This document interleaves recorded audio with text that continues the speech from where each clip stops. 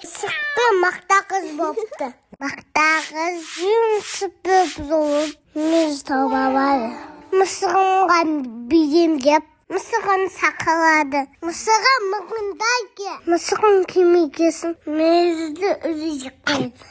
Мысығы киіп, мен неге сақыдың деп айтты.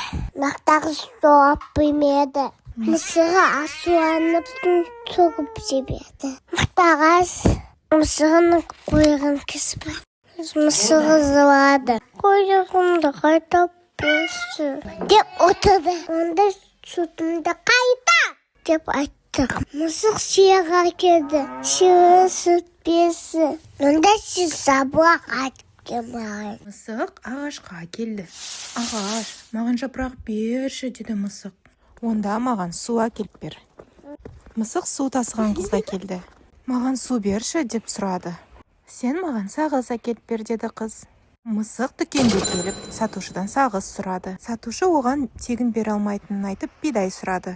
Мысық бидайды қайдан алам деп ойланып тұрғанда, тышқанды көріп қалды. Қорыққан тышқан мысықтан не керегін сұрады. Бар да маған бидай алып кел, деді мысық. Тышқан біреудің қорасынан бидай ұрлап алып кетті. Мысыққа келіп, міне бидайың, деді. Мысық бидайды алып дүкеншіге берді. Міне саған сағыз, деді дүкенші. Сағызды қызға әкеліп берді. Қыз оған су берді. Суды алып ағашқа құйды. Ағаш оған жапырақ берді. Жапырақты алып мысық сиырға әкелді. Ал сиыр сүт берді. Сүтін алып мысық мақта қызға әкелді.